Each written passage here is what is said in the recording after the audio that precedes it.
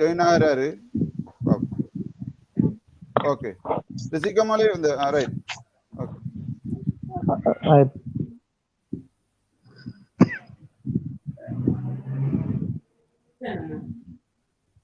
சரியா sir? Okay. அந்த மத்த ஹெட்செட் கொண்டு சொல்லுங்க. ஹெட்செட் நான் பேச கேக்குதா? பிஸ்மில்லாஹ். கேக்குது சார். ஹெட்செட் கொண்டு போடாதே. ஹெட்செட் போடாதே. ஓகே. பிஸ்மில்லாஹிர் ரஹ்மானிர் ரஹீம். அளவிலா அருளும் நிகரிலா அன்பும் இடையற்ற இறையின் நாமம் போற்றி உங்கள் அனைவருக்கும் சாந்தி சமாதானம் சுபிட்சம் நிலவட்டுமாக. உலக வரலாற்றிலே பலரது பெயர்கள் பொன்னெழுத்துக்களால் பொறிக்கப்படும். அதுபோல் உலக வரலாற்றிலே பலர் உலகை மாற்றி இருப்பார்கள். தனி மனிதன், குடும்பம், சமூகம், தேசியம், சர்வதேசம் என்று பலர் மாற்றியிருப்பார்கள். அந்த தோரணையிலே புத்தளம் மாவட்டம் முந்தல் பிரதேச சபைக்குட்பட்ட கொத்தாந்தீவு கிராமத்திலே ஒரு அந்த சமூகத்தை மாற்றி ஒரு கல்வி சமூகமாக புடம் போட்டு அந்த சமூகத்திற்காக அரச சேவை மூலமாக ஒரு ஆலிமாக இருந்து அந்த சமூகத்தின் குரலாக இருந்து எங்களை விட்டு கடந்த 5ஆம் தேதி மரணித்திருக்கின்ற அஷேக் மர்ஹூம் நினைவலைகளில் ஓய்வின்றி உழைத்த இறை ஊழியனான ரஹிமஹுல்லா அவர்களுடைய ஞாபகார்த்தமாக மதுரங்குழி மீடியா ஊடாக இன்று நாங்கள் மர்ஹூம் அஷேக் அரூஸ் கபூரி சார்பாக இன்று பேசியிருக்கின்றோம். நான் ஏற்கனவே கூறியது போன்று உங்களுக்கு தெரிந்திருக்கும் உலகத்தின் வரலாறு பலரை புடம் போட்ட வரலாறு இருக்கின்றது.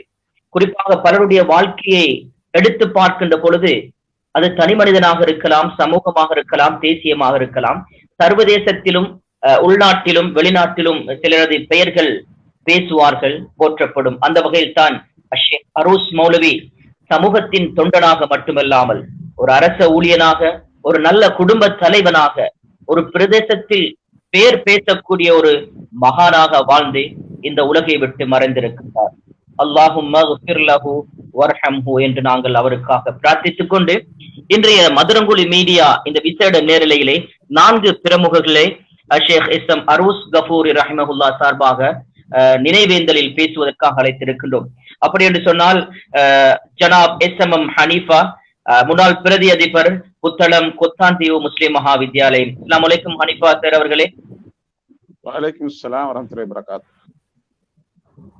வஅலைக்கும் ஸலாம். மறுமுனையில் இருக்கின்றார் எம்எச்எம் இர்ஷாத் மரைக்கார் கபூரி மதனி இருக்கின்றார், பழைய மாணவர் கபூரியா அரபு கலாசாலை.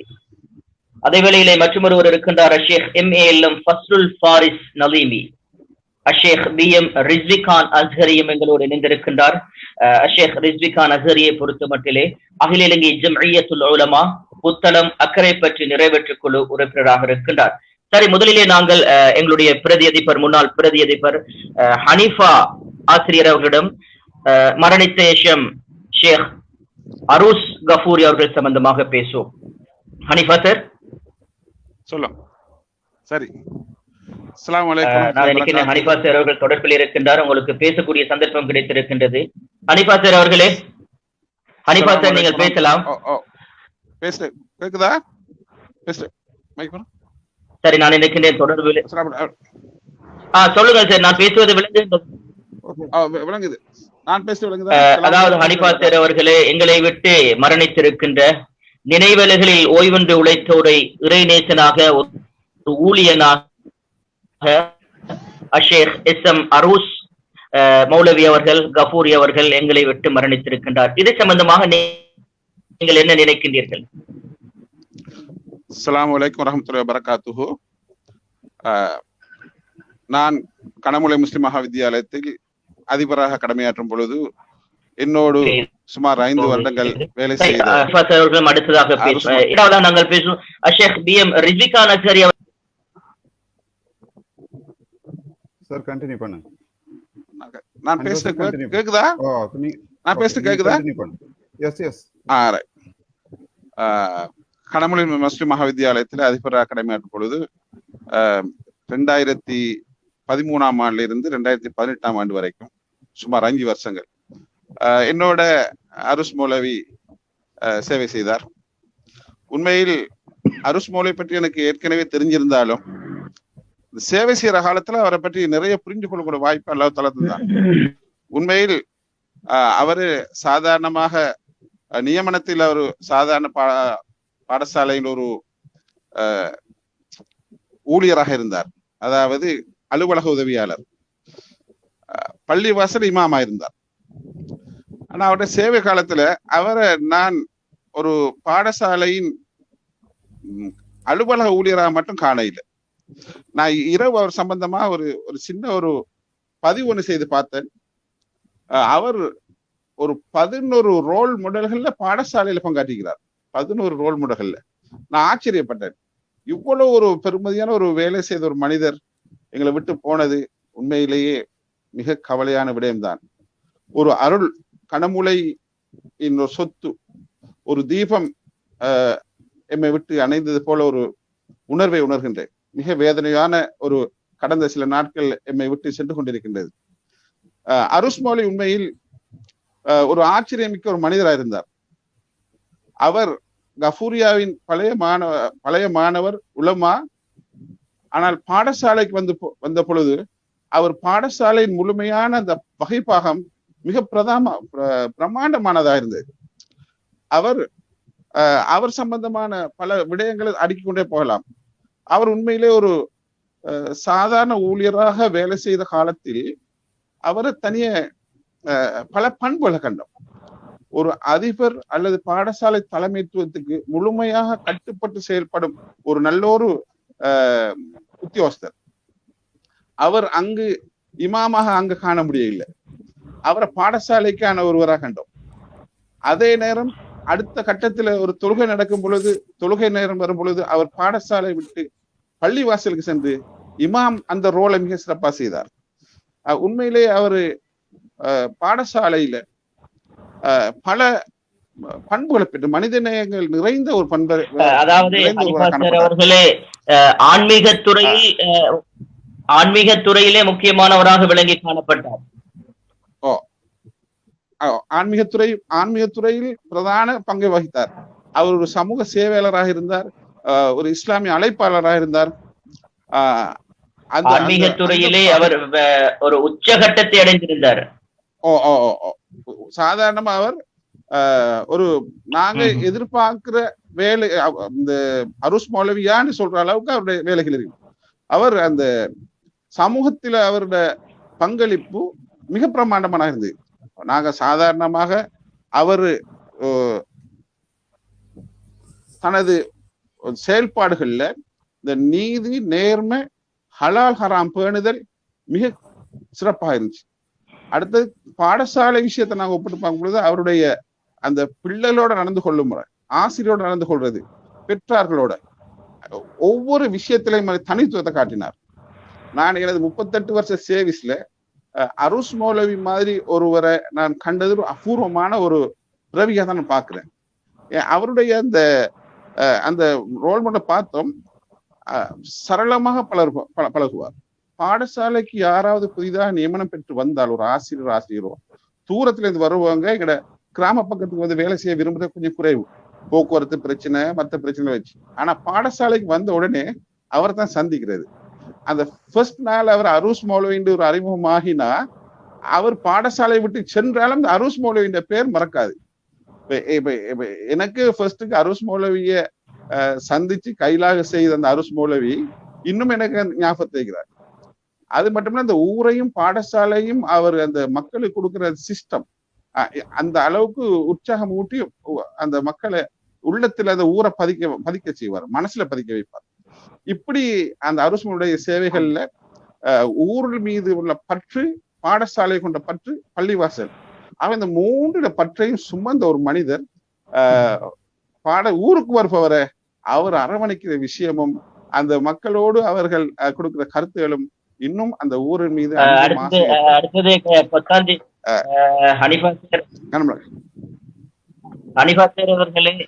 ஹனிஃபா சார் அவர்களே அடுத்தது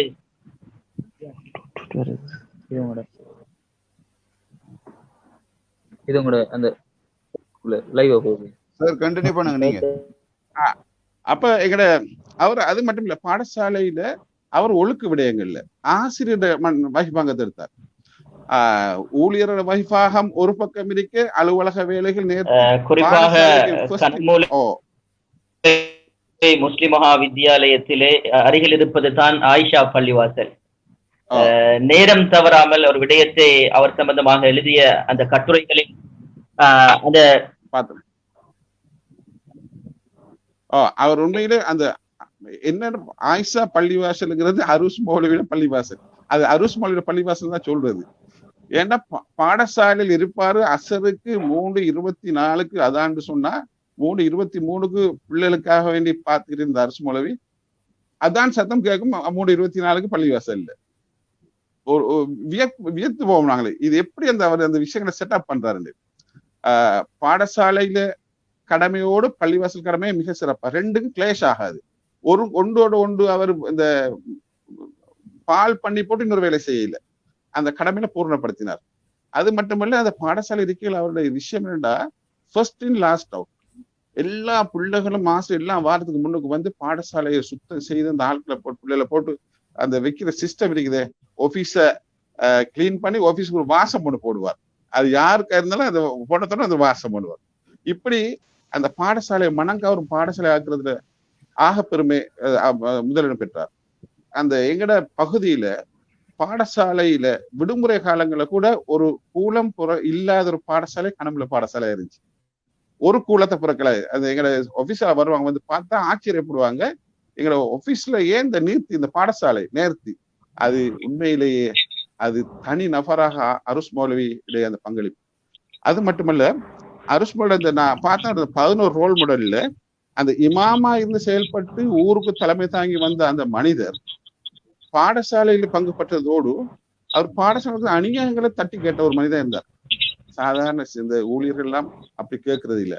ஆசிரியர்கள் கடமையை தவறும் பொழுது அவர் வந்து என்ன சொல்லுவார், சார் இந்த விஷயம் நடக்குது சார், அல்லாக்கும் இதை கொஞ்சம் நீங்க கொஞ்சம் கேளுங்க, அப்படி ஞாபகம் ஊட்டி அந்த விஷயங்களை மிக அழகான ஒரு நாசுக்காக அந்த பிரச்சனையை களைஞ்சு விட்டு அந்த விஷயத்தை கொண்டு போவார்.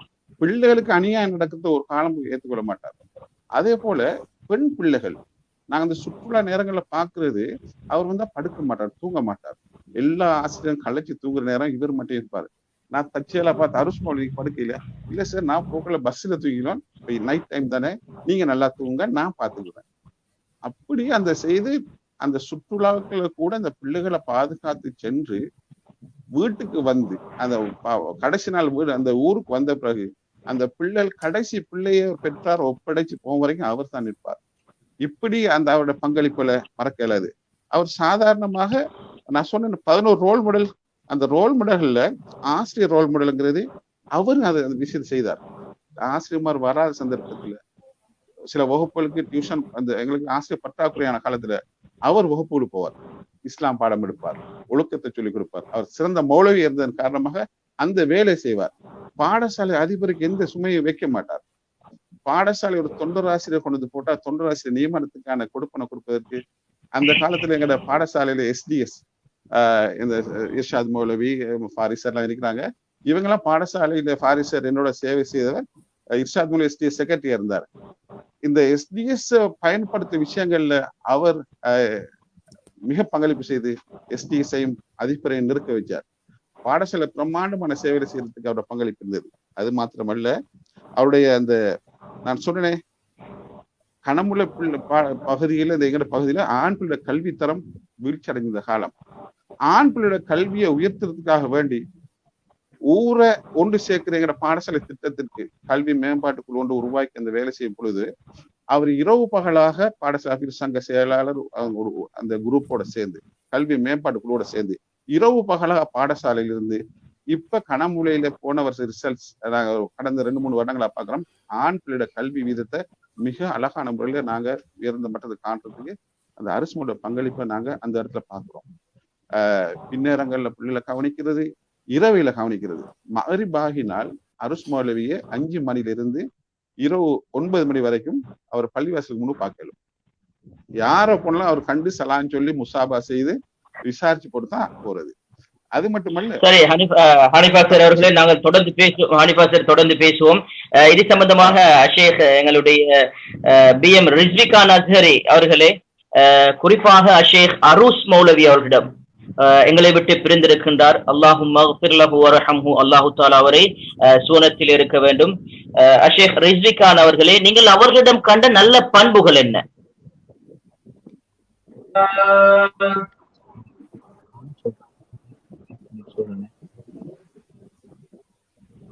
ரிஸ்விகான், ஷேக் ரிஸ்விகான் உங்களுக்கு பேசலாம். ஷேக் ரிஸ்விகான் அவர்களே, நீங்கள் மர்ஹூம் அரூஸ் மௌலவி அவர்களிடம் கண்ட நல்ல பண்புகளை பற்றி கூறுங்கள்.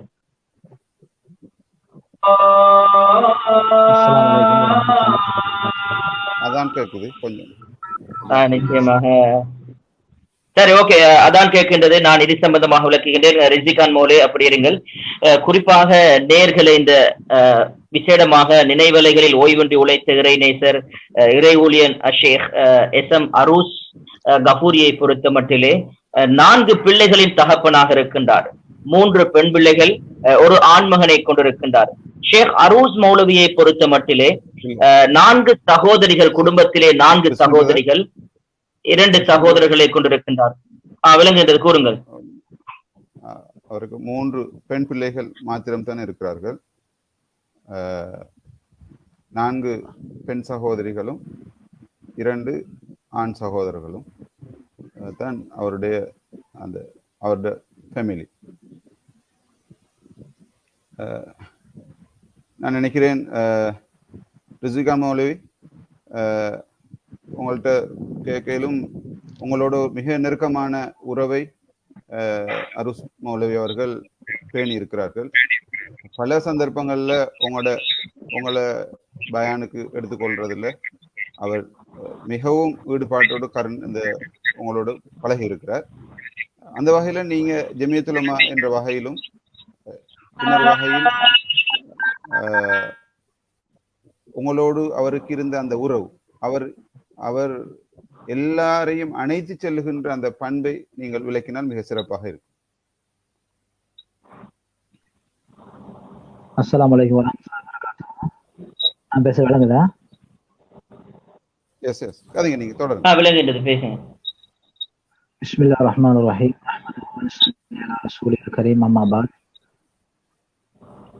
நாங்கள் அந்த இடத்துல மர்ஹூம் அரூஸ் கஃபூரி ஹஸ்ரத் அவர்களுடைய விஷயமாக பேசிக்கொண்டிருக்கிறோம். அந்த அடிப்படையில் மர்ஹூம் ஷரீஃப் ஹஸ்ரத் அகில இலங்கை ஜமியத்துல் உலமா எங்களுடைய அக்கரைப்பற்று கிளையினுடைய தலைவராக இருக்கும் அந்த காலத்திலிருந்து அவருடைய வஃபாத் வரைக்கும் எங்களுடைய ஜமியத்துல் உலமாவுல ஒரு அங்கத்தவராக அவர் இடம்பெற்று அவர் சேவைகளை செஞ்சு கொண்டு வந்திருக்கிறார். அந்த நேரத்துல ஜமியத்துல் உலமாவுடைய விடயங்களை நாங்கள் எடுத்துக்கொள்ளும் போது, அதாவது எந்த கூட்டத்துக்கும் அரூஸ் மௌலவி இல்லாத ஒரு கூட்டம் என்கிறது அது சொல்ல மாட்டாங்க. பொதுவாக சொல்லுவாங்க, அந்த தப்லீக் ஜமாத்தினுடைய பயான்கள்ல சொல்லுவாங்க, அதாவது மூசா அலைஹிஸ்ஸலாம் அவங்களோட வார்த்தை வராம எந்த பயானும் தப்லீகாக பயான் இல்லை அந்த மாதிரி ஆரம்ப காலங்கள்ல சொல்லுவாங்க. அந்த அடிப்படையில அரூஸ் மௌலவி இல்லாத எந்த ஒரு ஜம்மியாவுடைய கூட்டமும் அது இருக்காது. அந்த அளவுக்கு அனைத்து கூட்டங்கள்லையும் மர்ஹூம் அரூஸ் ஹஜரத் அவங்க எல்லா கூட்டங்கள்லையும் கலந்து கொள்வாங்க. முக்கியமான யாராச்சும் அந்த கூட்டத்துக்கு வரையில் என்றால், யாரு வரையில்ன்னு கேட்டு அந்த இடத்துக்கு உடனடியாக கோல் பண்ணி ஏன் வரையில வந்து கொண்டிருக்கிறீங்களா, என்ன நடப்புங்கிற விஷயங்களையும் முக்கியமா கேட்பாரு. அடுத்தபடியாக அதாவது அவருடைய ஜமியத்துல் உலமாவுடைய சேவைகள் பங்களிப்பு வரும்போது ரொம்ப முக்கியத்துவத்தோட அந்த விடயங்களை முன்னெடுத்து செய்யக்கூடியவராக இருந்தார். எந்த அளவுக்கு என்றால், பத்தாங்கட்டையினுடைய வெள்ள அனர்த்தத்துடைய நேரத்துல பத்தாங்கட்டை மக்கள் நிறைய சாப்பாடுகள் எல்லாம் போடக்கூடிய ஒரு நிலவரத்தை கேட்டு அந்த நேரத்துல ஜமியாவால சின்னொரு மஷூராவை பண்ணி அவங்கள சந்திப்போம்னு சொல்லி அவங்கள பத்தாங்கட்டை மக்களை சந்திச்சு அவங்களுக்கு ஏதாச்சும் ஜமியாவால ஒரு சாப்பாட்டு பங்களிப்பு ஒண்ணு செய்யணும்னு வந்து நேரத்துல இது அரூஸ் ஹஸ்ரத்துக்கு தெரியப்பட்ட உடனே உடனடியாக 50 கிலோ அரிசை அவருடைய அமைப்புல அவருடைய இதால கணக்கால ஏற்பாடு செஞ்சு உடனடியாக 50 கிலோ அரிசை கொடுத்தாரு. இந்த மாதிரி ஜம்மியாவுடைய நிறைய சேவைகள், மாதமைக்கு சாமான் போகக்கூடிய நேரத்துல அந்த சாமான்களை வசூலிச்சு அதை ஏற்றுக்கொண்டு இறக்கி அதை லொரிக்கு ஏற்றி மாதம்பைக்கு கொண்டு போகும் வரைக்கும் ரொம்ப அதிகமான முயற்சிகளை பங்களிப்புகளை மருவும் ஹசரத் அவங்க செஞ்சிருக்கிறாங்க. இதே போல ஜெமியாவுக்கு என்னை விட வாரிசு ஹசரத்துக்கு நல்லா தெரியும், நிறைய பங்களிப்புகளை ஜெமியாவுல செஞ்சுட்டுதான் இளம் வயசுல அல்லாஹ் சுப்ஹானஹு வ தஆலாவுடைய சந்திப்பு போய் அடைஞ்சிருக்கிறாங்க. இதே போல எடுத்துக்கொள்ளும் என்றால் மஸ்ஜிதுல அவங்க கடமை செஞ்சிருக்கிறாங்க, பல காலங்கள் கிட்டத்தட்ட 20 வருஷத்துக்கு மேல கடமை செஞ்சிருக்கிறாங்க. நாங்க அவர்ல இருந்து படிச்ச பாடம் என்னென்றால், ஒரு ஹசரத்தாக, ஒரு முஅத்தினாக, அதே போல ஒரு நிர்வாகியாக இது மாதிரி ஒரு மஸ்ஜிதை எப்படி இயக்கணும், அந்த மஸ்ஜிதை எப்படி இமாமத் செய்யணும், அந்த மஸ்ஜிதை எப்படி சுத்தமாக வைத்துக் கொள்ளோன்ற அடிப்படையில நிறைய பாடங்களை மஸ்ஜிதுடைய இமாம்கள் உலமாக்கள் படிச்சு தந்துட்டு போய்க்கிறாங்க. அதே போல அவங்க கொள்கை ரீதியான அமைப்புல இருந்தாலும், உதாரணமாக ஜமாத்தே இஸ்லாமியுடைய அமைப்புல அவரு போதை படிச்சு அந்த அமைப்புல இருந்தாலும், ஆனா நாங்க ஒரு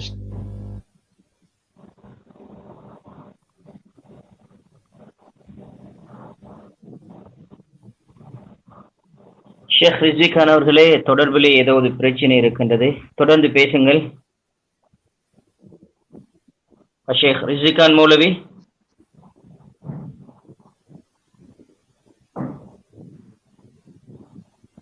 நான் நினைக்கின்றேன் சரி, தொடர்ந்து அவரை நாங்கள் ரிஸ்வி கான் மௌலவி விளங்குகின்றதா? ரிஸ்வி கான் மௌலவி சரி. ஷேக் எம்எச்எம் இர்ஷாத் ஃபஸ்லுல் ஃபாரிஸ் மௌலவி நலீமி அவர்களே, ஷேக் ஃபஸ்லுல் ஃபாரிஸ் நலீமி மௌலவி அவர்களே சொல்லுங்க. விளங்குகின்றதா ஷேக்? பேசுவது விளங்குது. ஷேக் அவர்களே, உங்களுக்கு தெரிந்திருக்கும், நான் ஏற்கனவே கூறியது போன்று அவருக்கு 3 பிள்ளைகள். அப்படியா? 3 பெண் பிள்ளைகள், ஒரு ஆண் மகன். நிச்சயமாக அவர் 3 பெண் பிள்ளைகள் நிச்சயமாக. அத்தோடு சேர்த்து அவருடைய சகோதரர், ஒரு ஆர்டிகிள் நான் பார்த்தேன், 4 சகோதரிகள், அத்தோடு 2 சகோதரர்களுக்கு உடன் பிறந்து இருக்கின்றார் ஷேக் அரூஸ் கஃபூரி அவர்கள். அத்தோடு சேர்த்து ஒரு விடயத்தை 1989ஆம் ஆண்டு கஃபூரிய அரபு கலாசாலையிலே தடம் பதித்தவர். 1995ஆம் ஆண்டு கஃபூரி என்ற பட்டத்தோடு வெளியாகினார். அதன் பின்னர் கனமூலையிலே சுமார் பல தசாப்தங்கள் அரச சேவையிலே கடமையாற்றியவர். நீங்களும் அரச சேவையிலே ஜாமியா நலிமியா கலாபீடத்திலே பல நண்பர்களை கண்டிருப்பீர்கள். அதுபோல் இவரும் ஒரு கஃபூரி.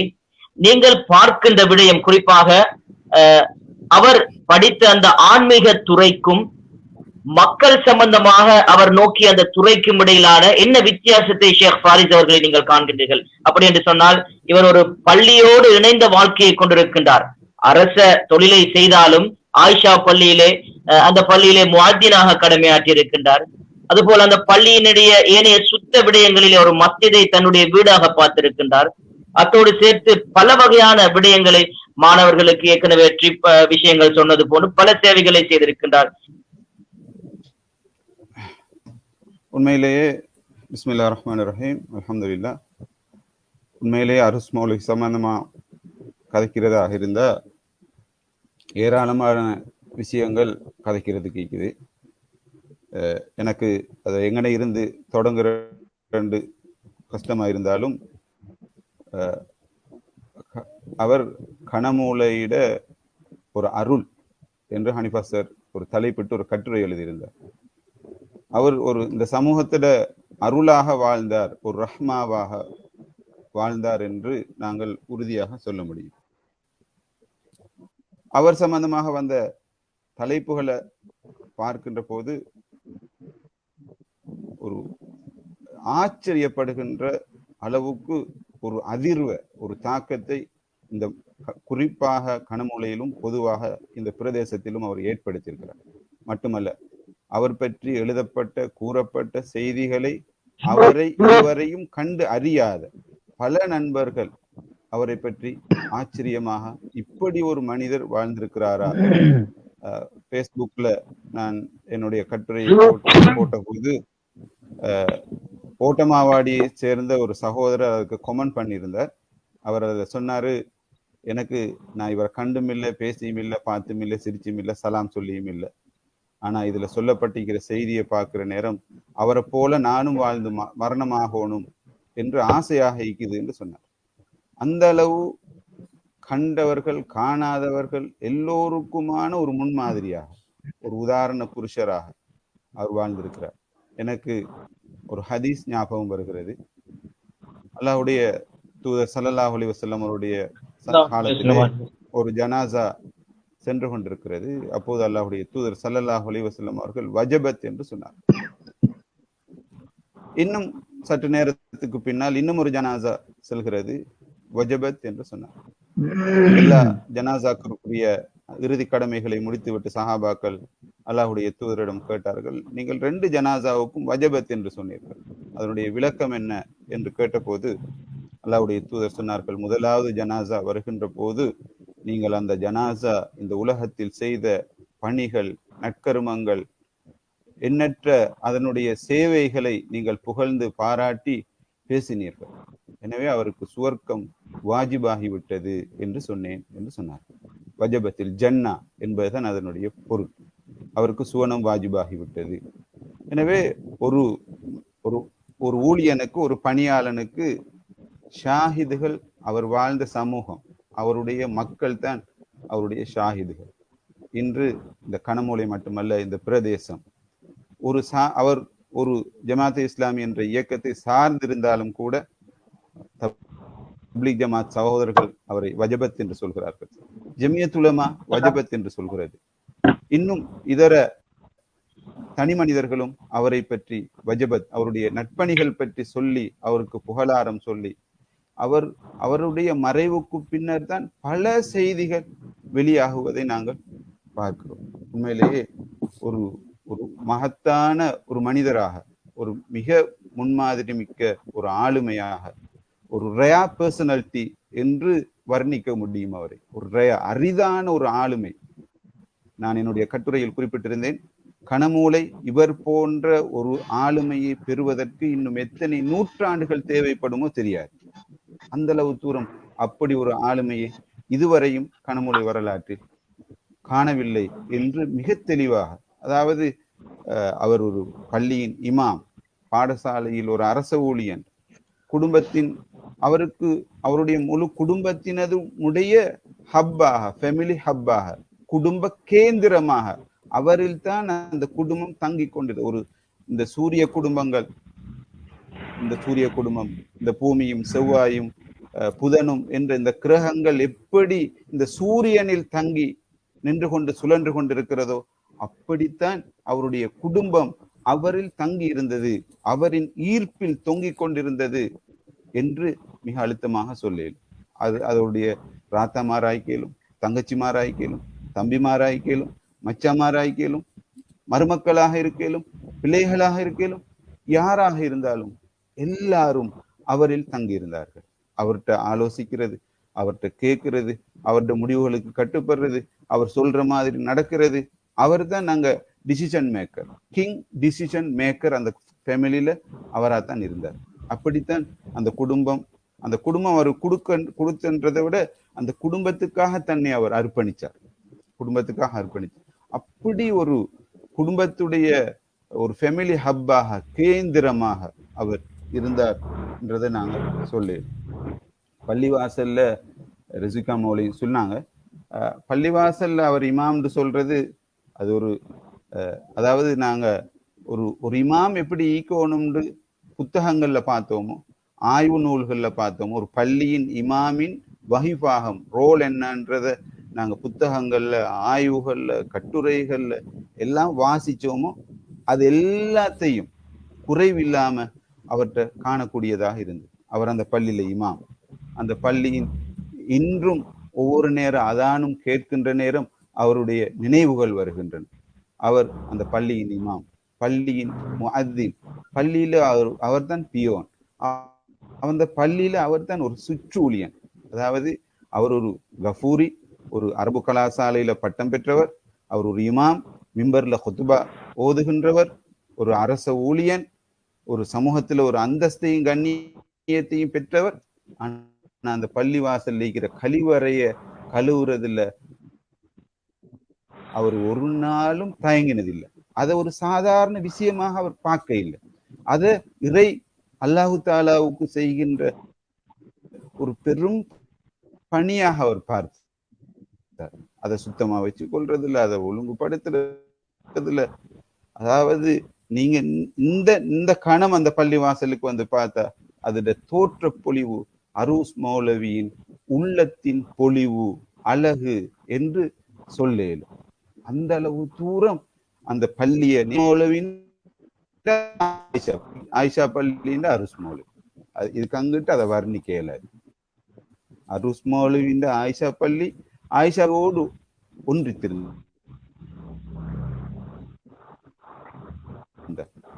நேற்று அவர் எந்த ஒரு நேர தொழுகையையும் பொடுபோக்காக கவனஈனமாக இருந்து அங்க அந்த குறைய வைக்கல. அவர் எந்த குறையுமே வைக்கலன்னு என்கிட்ட 3 முறை சொன்னார். அவர் எந்த குறையும் வைக்கல, எந்த குறையும் வைக்கல, எந்த குறையும் வைக்கலன்னு அந்த பள்ளியுடைய தற்போதைய தலைவர் அவர்கள் குறிப்பிட்டார்கள். அந்த அளவு தூரம் அவர் அந்த பள்ளியோட ஒன்றித்திருந்தார். பள்ளி மட்டுமில்ல, இந்த மஹல்லாவுல இந்த மஹல்லா மக்களை அறிவூற்றல் அவர் ஃபஸ்லுல் ஃபாரிஸ் மௌலவி அவர்களே, குறிப்பாக ஷேக் அரூஸ் மர்ஹூம் அவர்களுடைய சமூக சேவை பணிகள் எவ்வாறு இந்த பள்ளி பாடசாலை என்பதை விட குறிப்பாக COVID-19 காலங்களிலே மக்களுக்கு நிவாரணங்கள் வழங்குவதாக இருக்கலாம், இல்லை என்று சொன்னால் ஊரிலே ஏதாவது விளையாட்டு போட்டிகளாக இருக்கலாம், ஹஜ் விழாக்களாக இருக்கலாம், ஏனைய எக்ஸ்ட்ரா கரிக்குலம் அதாவது பிரத்யேக நடவடிக்கைகள் சம்பந்தமாக ஏதாவது கூற முடியுமா? தாராளமாக சொல்லேன். அதாவது அவர் இந்த பொதுவா கணமூலையில குறிப்பா லத்தீப் மாவட்டத்தில அவர் ஒரு டேட்டா பேஸ் சொல்லேன்.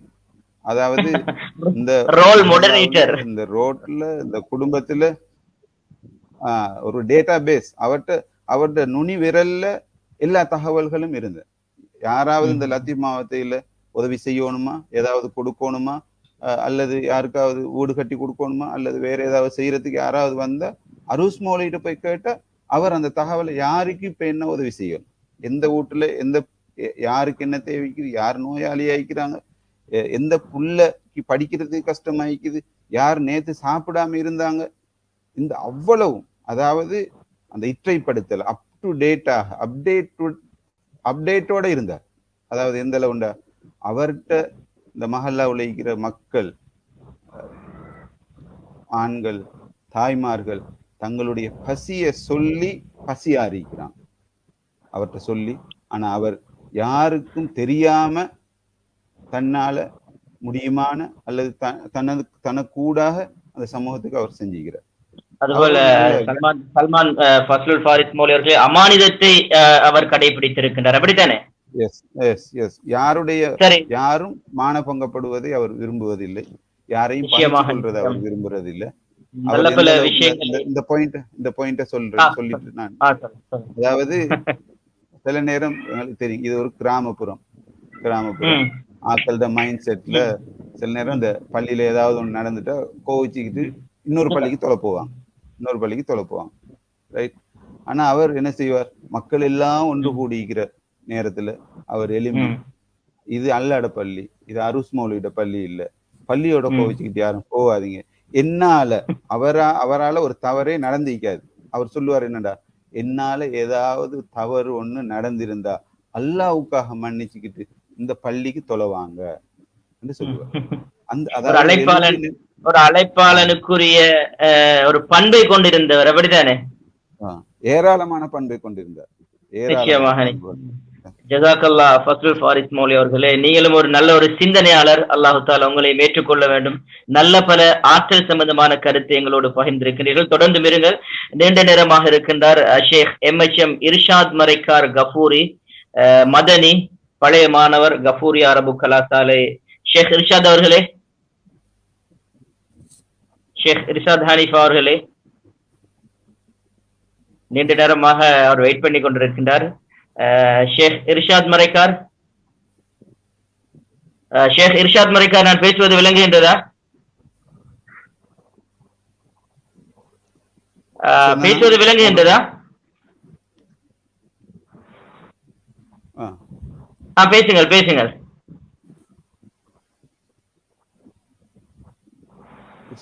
உங்களுடைய உற்ற நண்பர், அதுபோல் உங்களுடைய கலாசாலை கஃபூரி அரபு கலாசாலையிலே பயின்றவர். உங்களுடைய பார்வை தூர நோக்கி எப்படி இருக்கின்றது?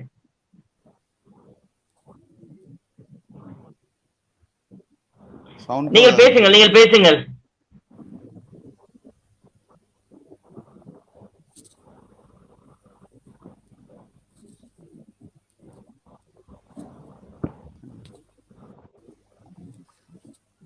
நான் நினைக்கின்றேன் சல்மான் ஃபாரிஸ், ஃபஸ்லுல் ஃபாரிஸ் ஷேக் நலிமி அவர்களே அவருடைய ஏதாவது தொழில்நுட்ப கோளாறு என்று நினைக்கின்றேன். அவருடைய போன்ல சத்தம் வரவில்லை, சவுண்ட் வரவில்லை. அதாவது எங்களுடைய ப்ரொடியூசர் அது சம்பந்தமாக கொஞ்சம் கன்சிடர் பண்ணுங்க. தொடர்ந்து நாங்கள் பேசுவோம். சரி ஷேக் பேசுங்கள் இர்ஷாத் ஹனீஃபா மௌலி அவர்களே. சத்தம் வரவில்லை. நான் நினைக்கின்றேன் தொடர்ந்து பேசுவோம்.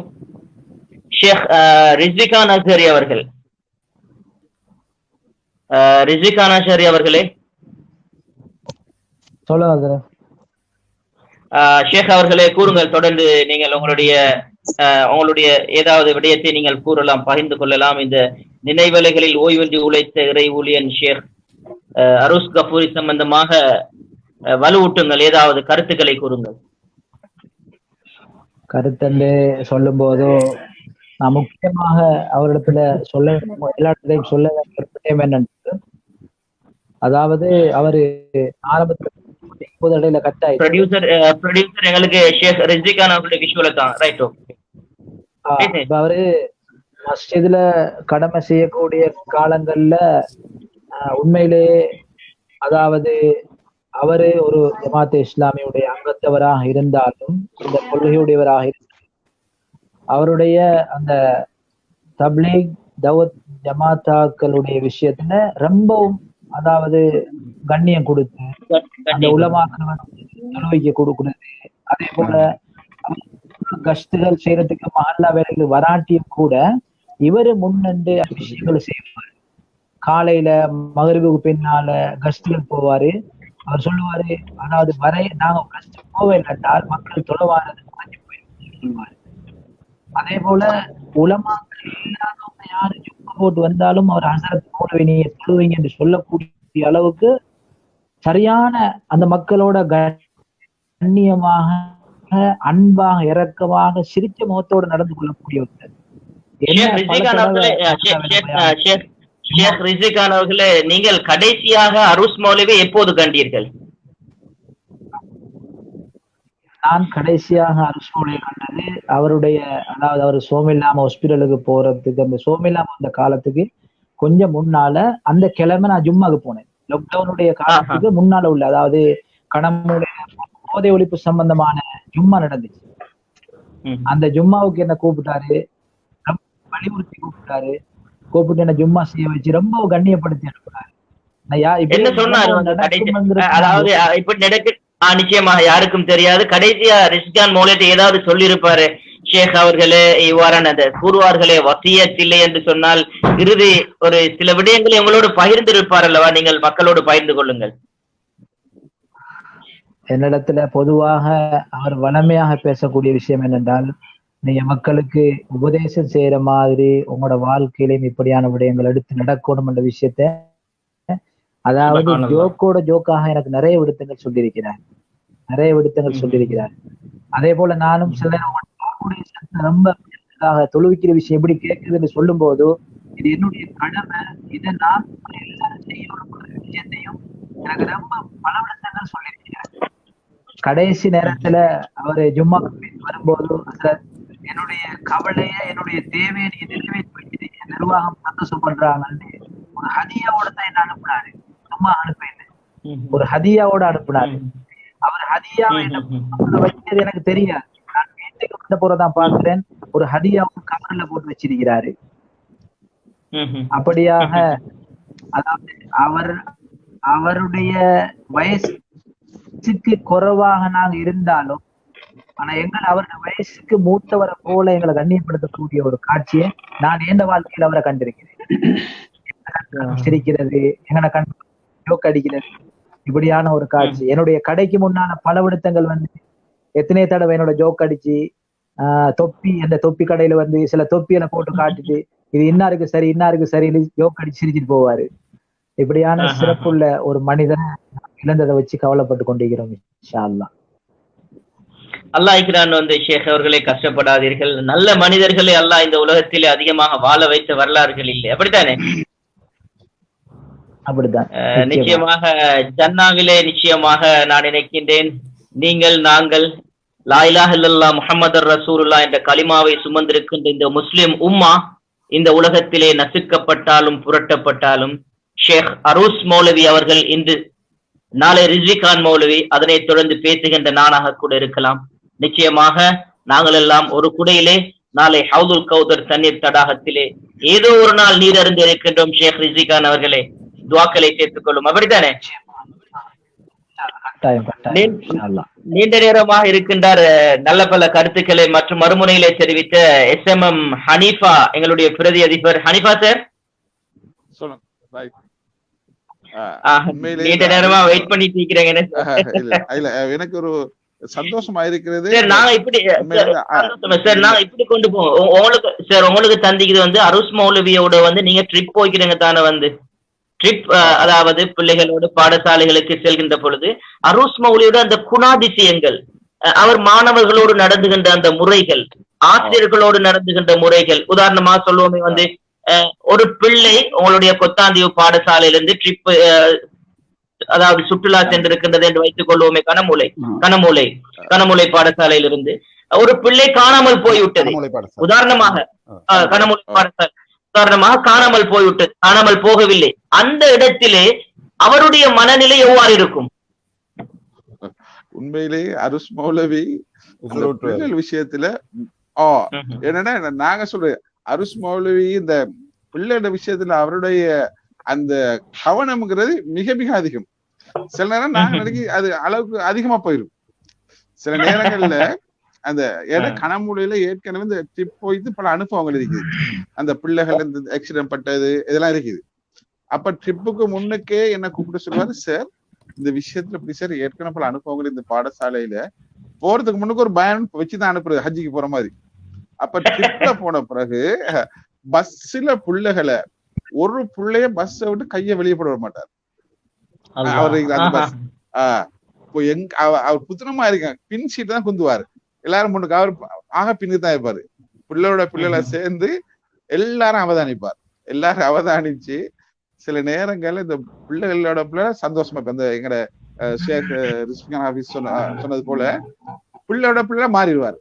பிள்ளைகளை சந்தோஷப்படுத்துறது, மோட்டிவேட் பண்றது, இதெல்லாம் சந்தோஷமா இருப்பார். ஆனால் அந்த பிள்ளைகள்ல ஏதாவது கவுண்ட் பண்ணுவார். பஸ்ல ஏற்கனவே பிள்ளை எண்ணுவார். அந்த சைட்ல உள்ள பிள்ளைகளுக்கு அந்த பொறுப்பு கொடுப்பாரு, நீ இந்த பிள்ளை பொறுப்பு, நீ இந்த பொறுப்பு. ஏறி கடைசா பஸ் இழுக்கிறது முன்னு கேப்பாரு, ஒவ்வொரு பேரை சொல்லி. உதாரணமா அனிஃபா பக்கத்துல பிள்ளை சரியா, அந்த அப்படி அந்த இதுல பார்த்துட்டு தான் பஸ் இழுக்கிறது. ஆக படுக்க போக்குள்ள அப்படித்தான். சில நேரம் எங்களுக்கு ஒரு அனுபவம் இருக்குது. நாங்க ட்ரிப் போக்குல முன்னுக்கு இந்த கனமுள்ள பாய்ஸ் நல்ல பிள்ளைகள் கொஞ்சம் துடினும் கூட. நான் போறதுக்கு முன்னுக்கே சொன்னேன், இந்த ஹேர் கட் எல்லாம் இப்படி தான் இருக்கணும். இதுபடி அப்ப கடைசா போன ட்ரிப்ல நடந்த சம்பவம் ஒன்றும், நாங்க ஃபர்ஸ்ட் பேருவலை நலிமையாக போறதுக்கு முன்னுக்கு கிச்சிமலை பள்ளியில நாங்க அங்க காலை சாப்பாடு சாப்பிடுறதுக்கு முன்னுக்கு பஸ் இறக்கினா, நாங்க 2 பஸ்ல போனது, கேர்ள்ஸ் வேற பாய்ஸ் வேற. அப்ப அதுல ஒரு பொடியன் ஒரு முடிவுன்னு வெட்டினா பாக்காசிங்கமா இருந்துச்சு. அவ்வளவு சொல்லி அதாவது நவீன மாதிரி வச்சா உண்மையில கஷ்டமா இருந்துச்சு. இப்ப எனக்கு சரி கவலையா இருக்கு. அரூஸ் மௌலவி சொன்னேன், அரூஸ் மௌலவி அந்த பொடியனை நீங்க இன்னைக்கே இப்பயே வீட்டுக்கு கூட்டி போங்க, இல்லன்னு போவோம், இது ஒண்ணு பாட்டுவோம். ஏன்டா இவன் சொன்னதை மீறிட்டான்.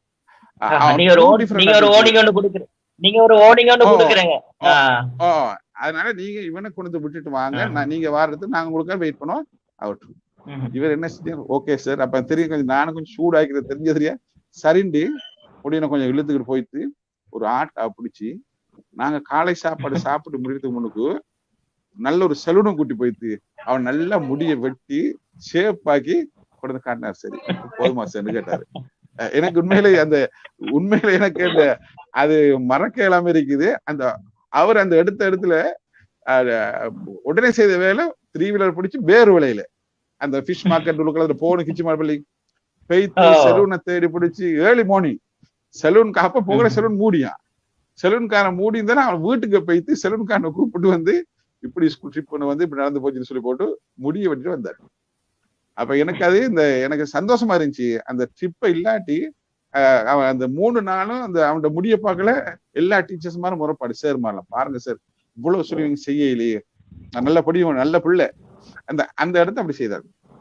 சில நேரம் அந்த பிள்ளைகள் சில நேரம் பாக்குறது அந்த ட்ரிப் பிள்ளைகள் போறதுக்கு வசதி இல்லாத பிள்ளை இருக்கும். எல்லா பிள்ளை போய் சில பிள்ளை ட்ரிப்போ வசதி இல்லாம இருப்பாங்க. வந்து சொல்லுவார் சார் எல்லாம் சார் ஒரு பொடியும் இப்படி இருக்கான், இவனை நாங்க கூட்டி போவோம், இவன் இந்த பொருட்கள் வாங்கல விஷயமா நான் பாத்துக்கலாம், நான் பொறுப்பெடுக்கிறேன். அப்படியே அந்த பிள்ளைய தூக்கி எடுத்துருவார். கூட்டிட்டு போயிட்டு அந்த பிள்ளைய அவனே சந்தோஷப்படுத்தி அந்த வகுப்பு எல்லாரும் ட்ரிப்புக்கு வந்துடும். இப்படி நிறைய விஷயங்கள். ஒரு முறை நாங்க போனோம், அந்த ஒரு குளத்துல நாங்க சொல்றது கூட புள்ள குளிச்சு இறங்கிட்டான். இறங்கினா அந்த அவனை பிடிக்கிறதுக்கு ஆள் கேள்வி கடைசாவது இவர் போயிட்டு இறங்கி எண்ணி பார்த்தா ஆளக்கானையில உடனே அவர் பாஞ்சாரு குளத்துல.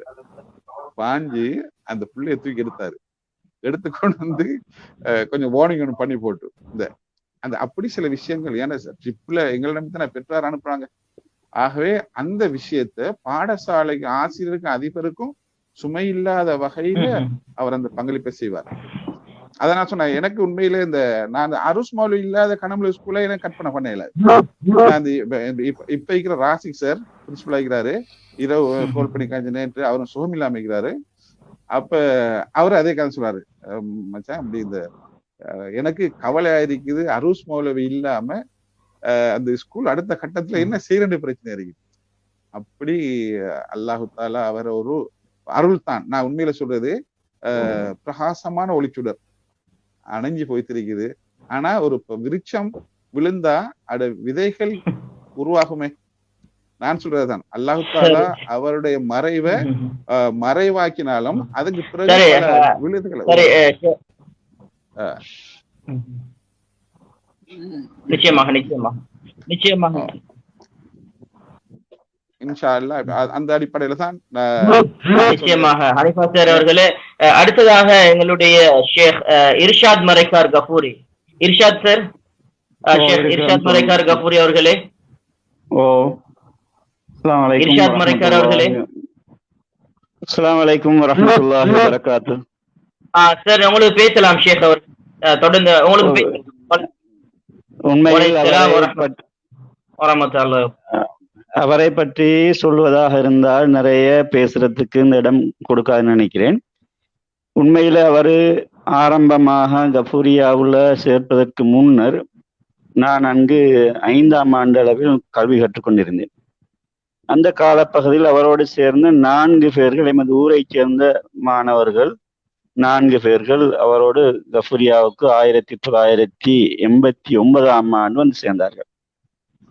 உண்மையில் சேர்ந்து படிக்கின்ற காலப்பகுதியில் மிகவும் பிள்ளைகளோடும் உஸ்தாத்மார்களோடும் ஏனைய நண்பர்களோடும் சகவாசமாத்தோடு நல்ல அன்பாக பண்பாக நடந்து கொண்ட ஒரு மனிதர். அங்கு உண்மையில் சொல்வதாக இருந்தால் அங்கு ஒவ்வொரு வியாழக்கிழமையும் வேலைப்பாட்டியும் இருக்கும். அந்த வேலைப்பாட்டிகளை முழுமையாக கலந்து கொள்வார். வளாகத்தை துப்புரப்படுத்துறது, அவங்கள பள்ளிகளை துப்புரப்படுத்துறது, இது போன்ற நல்ல விஷயங்கள்ல அன்று முதல் அவர் அழகாக கலந்து கொண்டார். அப்படி கலந்து கொள்ற நேரம் போதாது மட்டுமல்லாது அங்க இருக்கின்ற லைப்ரரி ஒன்று இருந்துட்டு லைப்ரரியை தாராளமாக பயன்படுத்தி அவரை நான் நினைக்கிறேன் 7ஆம் ஆண்டு தான் இங்கு கல்வி கட்டியிருந்தார் கஃபூரியாவுக்கு சேர்ப்பதற்கு முன்னர். அப்ப 7ஆம் ஆண்டு கல்வி கட்டிட்டு கஃபூரியாவுக்கு வந்த நேரம் அப்ப அவருடைய கல்வி தரத்தை மேன்மைப்படுத்துறதுக்காக வேண்டி கஃபூரியாவில் இருந்த வாசிக சாலையாளராக பயன்படுத்தி 1994ஆம் ஆண்டு அவரு ஓலெவல் எக்ஸாமுக்கு தோற்றி பாடங்களை அதில் சித்தி அடைந்தார். அதன் பிறகு அல்லாலிம் பாட்வனையும் எழுதினார். அதனை தொடர்ந்து அந்த காலப்பகுதியிலேயே வெளியாகி 1995 வெளியாகி ஊருக்கு வந்த பிறகு 97ஆம் ஆண்டு ஏலெவல் எக்ஸாம் எழுதி சித்தி அடைந்தார். அங்கிருந்த காலப்பகுதியில் எல்லா உஸ்தாத்மார்களாலும் போற்றப்பட்ட நல்ல பிள்ளை என்று சொல்லக்கூடிய அளவுக்கு அவர் வாழ்ந்தார். அங்கு ஒரு உஸ்தாத் எனக்கு ஞாபகம் இருக்கிறது, அவருடைய பேர் அரூஸ் என்று சொல்ல மாட்டார், அவர் நூருல் ஹம்சா என்று சொல்லக்கூடிய அந்த உஸ்தாத், அவர் அரீஸ் என்றுதான் அழைப்பார்கள். அரீஸ் என்று சொன்னால் உண்மையில் எப்பொழுதும் மணமகனாக இருக்கக்கூடியவனுக்குத்தான் அரீஸ் என்று சொல்றது.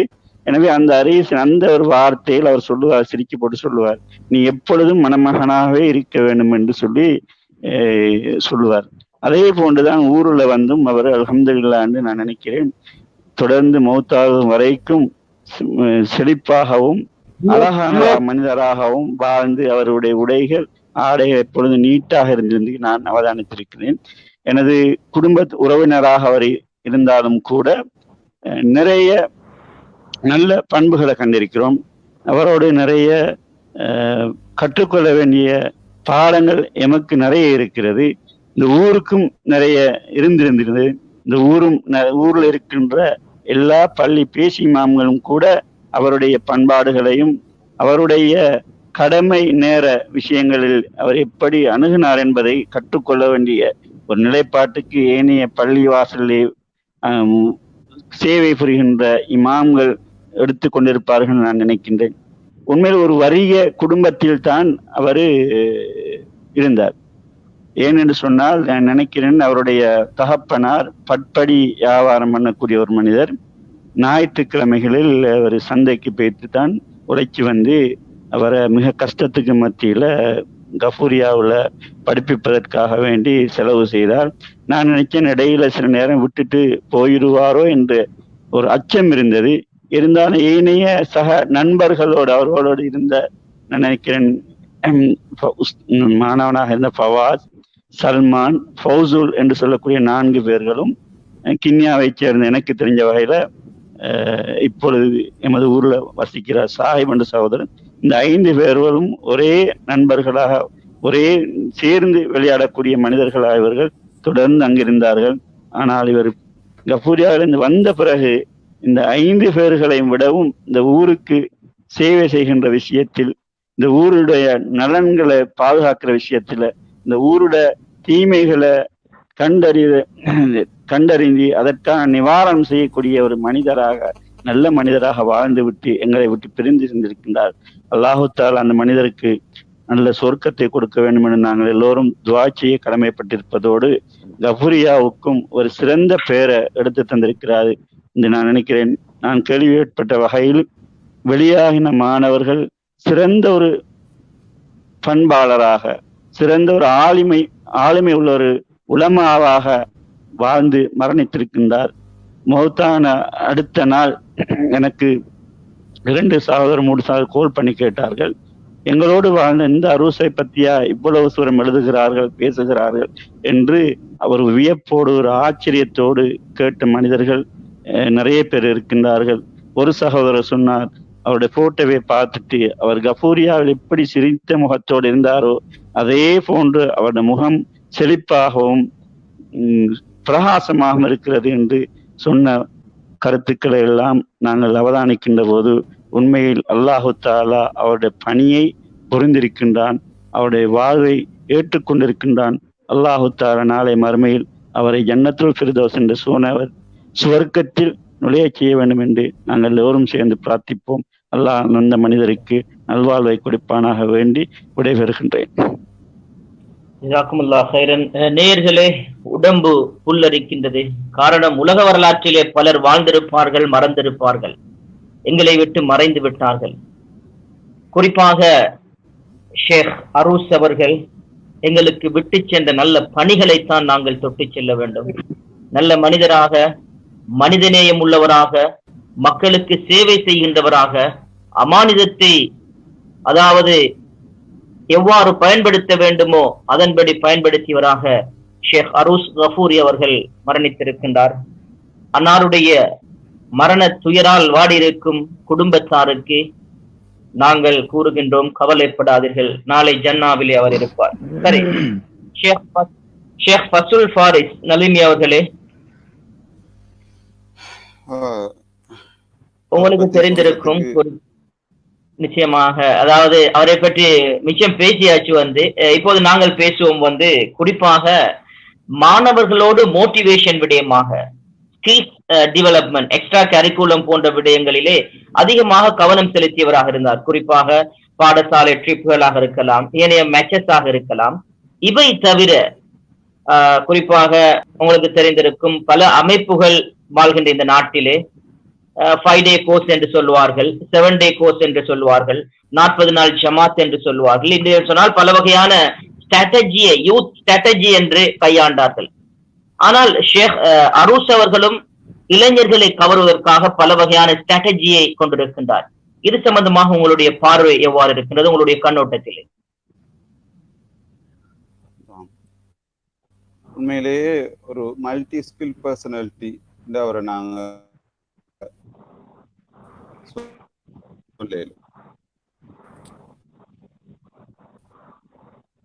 அதாவது இளைஞர்கள் மட்டும் சொல்றதுக்கு இல்லை, எனக்கு ஆச்சரியமாயிக்குது. இப்படி நினைக்கிற நேரம் உங்களோட முன்ன பின்ன ஆட்களோட தான் ஆட்களுக்கு உறவி.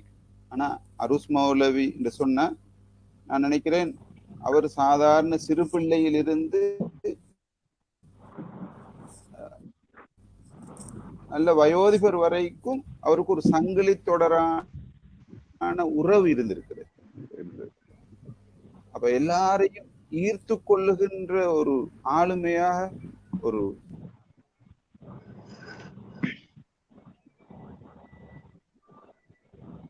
எல்லாரும் அவர் விரும்பினாங்க, எல்லாரும் அவர் பார்க்கறது உண்டு.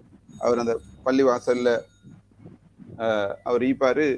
அப்ப அங்க சின்ன பிள்ளைகள், வாலிபர்கள், வயோதிபர்கள் எல்லாரும் அவரை சூழ்ந்து நின்று கதைச்சு கொண்டு அலாவலாகிற ஒரு பண்பு இருந்தது.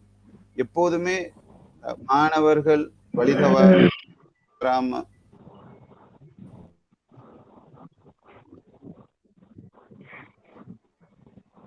நேரடியாக போய் சந்திச்சு அவங்களோட ஒரு பங்கு ஒண்ணு இருந்தது.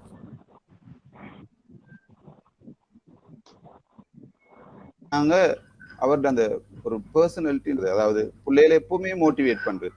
எந்த அளவுன்னு சொன்னா, பள்ளிக்கு வார ஒரு பிள்ளைய அவர் அதான் சொல்ல பழக்குவார். இறை இல்லத்தை தூய்மையாக வச்சு கொள்றதுக்குரிய ட்ரைனிங்க கொடுப்பார். அதே நேரம் பாடசாலை வளாகத்துக்குள்ள வந்த பயிற்சி, அதுக்கு அவர் முன்மாதிரியாக இருந்து, உதாரணமா பள்ளி பாடசாலையை துப்புரவு செய்யறண்டா அவரும் ஒரு தும்புக்கட்டை அல்லது ஒரு ஈர்க்கட்டை எடுத்துக்கொள்வார், பிள்ளைகளையும் சேர்த்து எடுத்துக்கொள்வார். அப்படி பிள்ளைகள்கிட்டையும் இந்த சமூக உணர்வை ஊற்றுறதுல அவருக்கு ஒரு மகத்தான பங்கு. அவர் இதை போய் அவர் படிச்சாருன்னு சொல்றதுக்கு இல்லை, அது அவர்கிட்ட இன்பில்டாக இருந்த பண்புகளாக நாங்க, அது அவர்கிட்ட பிறப்போடு இருந்த பண்புகளாக நாங்க அதை பார்க்கிறோம். அதை நாங்க சொல்லலும் என்னென்றா, ஒவ்வொரு வகையான லீடர்ஸ். அரூஸ் மௌலவியை பத்தி ஒரு சகோதரர் சொன்ன ஒரு, அதாவது கிராஸ் ரூட்ல இந்த அடிமட்ட சமூகத்துல எல்லா விவகாரங்களையும் கவனிச்சு நின்று வேலை செஞ்ச ஒரு ஆள். எங்கட கனமூலையில ஹசரத் சொன்னா அது அரூஸ் மௌலவி தான். அதை நான் நீங்க அழுத்தமாக சொல்லணும். அதாவது ஹசரத்ன்னு சொல்றது ஒரு ஊர்ல எல்லாருக்கும் அந்த நாமம் கிடைக்கிறது இல்லை, எல்லாருக்கும் அப்படி சொல்றது இல்லை. பெரிய ஆள், ஒரு மகானுக்கு, ஒரு கண்ணியமான ஒரு மனிதர், ஒரு ஆலிமை கண்ணியப்படுத்துறதுக்கு ஹசரத்ன்னு சொல்றது, ஹதரத்ன்னு சொல்றது. அப்ப அந்த ஹசரத் சொன்னா கனமூலையில, கனமூல பாடசாலையில, கனமூல ஊர்ல ஹசரத்ன்னு சொல்றது என்ற ஞாபகத்துக்கு வேறு யாரையும் பெருசா சொல்றது இல்லை. மௌலவின்னு சொல்லுவாங்க, பள்ளி மாமான்னு சொல்லுவாங்க, இப்படி வேற சொல்லுவாங்க. ஆனா ஹசரத் என்ற அந்த நாமத்தை அந்த ஊர்ல பெற்றுக்கொண்டவர் அரூஸ் மௌலவி என்பது எங்களுக்கு சந்தேகம் இல்லை. அப்படி ஒரு மரியாதைக்குரியவராக, அன்புக்குரியவராக, அந்நியத்தை பெற்றவராக அவர் இருந்திருக்கிறார். நான் இந்த COVID-19 தடுப்புக்கான பல வழிகாட்டல்களை தலைமையகத்திலிருந்து வரும் முஸ்லிம் கவுன்சில் ஆஃப் ஸ்ரீலங்காட இதில் இருந்து வரும், நேஷனல் சூரா கவுன்சில்ல இருந்து வரும், எங்கட அகில இலங்கை ஜமியத்துல் உலமா அக்கறை பற்று கிளையிலிருந்து தகவல்கள் வரும். இது எல்லா விஷயங்களையும் மக்களுக்கு அறிவூட்டுற விஷயத்துல அவர் எப்பவுமே முன்மாதிரியாக இருந்திருக்கிறார். அதை எப்பவும் சொல்லுவார், வாலிபர்களை கெஞ்சுவார், நீங்க வெளியில தெரியாதீங்க, இதனால வீட்டில் இருக்கிற வயோதிபர்களை நீங்க இழக்க வேண்டி வரும், கவனமாக இருந்து கொள்ளுங்க என்று வாலிபர்களை கெஞ்சி இந்த COVID-19 சம்பந்தமான அறிவூட்டல்களை அவர் வழங்கிக் கொண்டே இருந்தார். அது ஒரு கவலையான விஷயம்.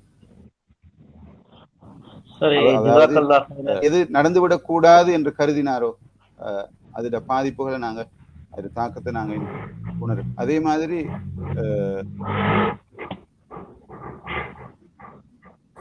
பேசுங்கள் ஃபஸ்லுல் ஃபாரிஸ் ஷேக் அவர்களே, ஏதாவது கூற விரும்புகின்றீர்களா இறுதியாக? அதே நேரம் இறுதியாக சொல்றதுக்கு அவரை பத்தி சொல்றேன். அவர் மிம்பரை அலங்கரிச்சுக்கிறார் மக்களுக்கு. அவரோட மிம்பர், அவரோட ஹுத்துபாக்களை யாராவது பதிவு செய்திருந்தால் அல்லது எழுதியிருந்தால் அது இந்த ஊரின் கவலையாகத்தான் அந்த ஹுத்துபாக்கள் ஒவ்வொன்றும் அமைந்திருக்கு. அதாவது அந்த மிம்பர்ல இருந்து அவர் இந்த மக்களை கெஞ்சுவார், எப்படி அல்லாஹ்வுடைய விஷயத்தில் எப்படி நடந்து கொள்ளணும், அல் குர்ஆனுடைய விஷயத்தில் எப்படி நடந்து கொள்ளணும், அண்டை அயலார் விஷயத்தில் எப்படி நடந்து கொள்ளணும், பிள்ளை வளர்ப்பில் நீங்கள் எப்படி நடந்து கொள்ளணும், அவருடைய டோன் கெஞ்சுவதாகத்தான் அமைஞ்சிக்கிறத நாங்க பார்க்கிறோம். இந்த இடத்துல ஒரு முக்கியமான ஒரு செய்தியை, இது ஒரு வரலாற்று பதிவாக இருக்கும் என்ற நம்பிக்கையோடு ஒரு செய்தியை சொல்ல விரும்புகின்றேன். கணமூலை சமூக தலைமைகளுக்கு, அது ஒரு அரசியல் தலைமையாக இருக்கலாம், அறிவு தலைமைகளாக இருக்கலாம், ஆன்மீக தலைமைகளாக இருக்கலாம், சமூக சார்ந்த பல்வேறு தலைமைகளாக இருக்கையிலும் அவங்க எல்லாருக்கும் அழுத்தமாக சொல்ல விரும்புகின்ற ஒரு செய்தி இருக்கிறது. அதுதான், அரூசுகள் எப்போதும் பிறக்க மாட்டார்கள், அவர்கள் உருவாக்கப்பட வேண்டும், அதில் கவனம் செலுத்தணும். அதாவது அல்லாஹு தாலா ஒரு அருளாக அவரை எங்களுக்கு தந்தான், ஒரு பாக்கியமாக எங்களுக்கு அவர் தந்தான். ஆனா எப்பவும் அல்லாஹ் அப்படி தரமாட்டான். நாங்க அதுல கவனம் செலுத்தி இது போன்ற ஆளுமை மிக்க இந்த அரிதான ஆளுமைகளை உருவாக்கி எடுக்கின்ற மகத்தான பொறுப்பும் கடமையும் இந்த தலைமைகளுக்கு வேற வேற எத்தனையோ வேலைகள் இன்ட்ரெஸ்ட் ஆகிக்கும் செய்யறதுக்கு. ஆனா இது கஷ்டமானதாக இருக்கும். ஆனா அதுல இந்த சமூகம் கவனம் செலுத்தணும். இன்னொரு செய்தியையும் சொல்லணும் அவருடைய விஷயத்துல. அவர் குறிப்பா அவருடைய பிள்ளை 3 பிள்ளைகளுக்கு மட்டுமில்லை, எல்லா பிள்ளைகளுக்கும் தந்தையாக இருந்தார். அதிலும் குறிப்பாக பெண் பிள்ளைகளுக்கு அவர் எல்லா பெண் பிள்ளைகளினதும் தந்தையாக இருந்தார். நாங்க கண்டிக்கிறோம், பாடசாலைக்கு மாலை நேரத்துல பெற்றார் வாப்பமார் பெண் பிள்ளைகளை கூட்டிட்டு வருவாங்க, வந்து கேட்ல எட்டி பார்ப்பாங்க, உள்ளுக்கு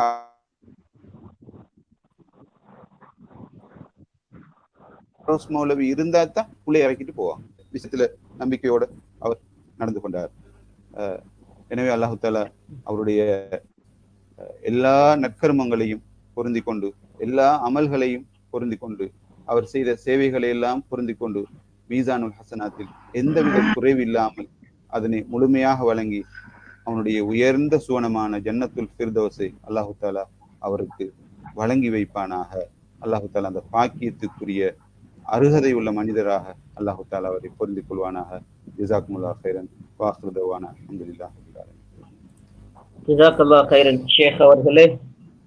ப்ரொடியூசர், எங்களுடைய நான் நினைக்கின்றேன் 4 பேர்களில் இறுதியாக ஷேக் ரிஸ்விகான் மௌலவி ஏதாவது கூற விரும்புகின்றீர்களா?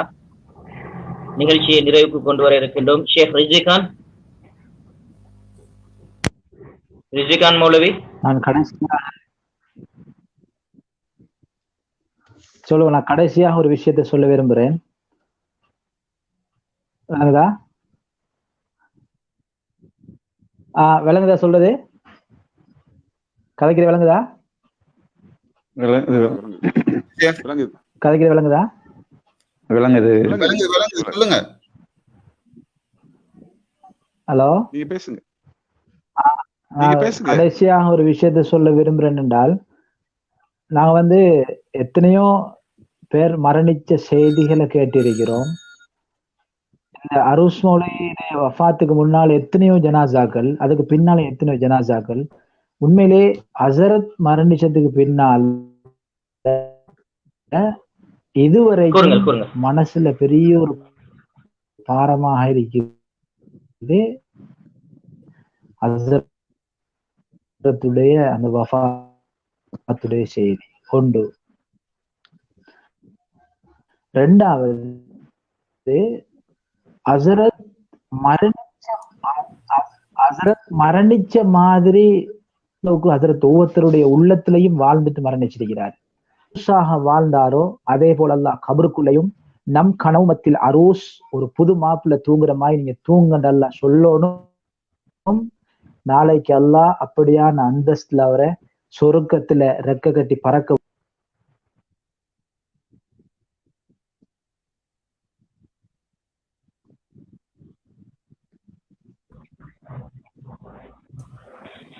ஜிசாக்கல்லாஹ் ஹைர் ரிஸ்விகான் ஷேக் அவர்களே. ஹனிஃபா சார் என்ன சரி சொல்ல போறாங்களா? கடைசியாக நிகழ்ச்சியை நிறைவு கொண்டு வர போறோம். உண்மையிலேயே இந்த நிகழ்ச்சியின் மூலமாக நிறைய விஷயங்களை அதாவது ஹனிஃபா சார் கொஞ்சம் அதாவது எங்களுடைய ஷேக் ஃபஸ்லுல் ஃபாரிஸ் மௌலவி கூறியது போன்று ஷேக் அரூஸ் மௌலவி அவர்களுடைய அந்த ஒளி நாடாக்கள் அதாவது லைப்ரரியில் வைக்கப்பட வேண்டும். உங்களுடைய வீடுகளில், அதாவது உங்களுடைய கிராமத்தில் இருக்கிற லைப்ரரிகள். இந்த நிகழ்ச்சியை பார்த்து கொண்டிருக்கின்ற நேயர்கள் உங்களுடைய பேஸ்புக்காக இருக்கலாம்,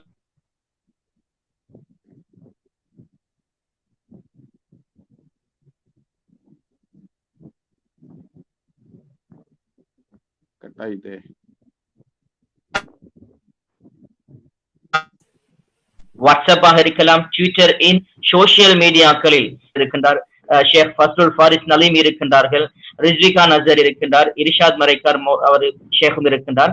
தயவு செய்து அல்லாஹ்வுக்காக வேண்டி ஏதாவது ஒளிநாடாக்களை நீங்கள் ஒளிப்பதிவு செய்திருந்தால் நீங்கள் அந்த விடயங்களிலே கவனம் செலுத்துமாறு பணிவாக வேண்டிக் கொள்கின்றோம்.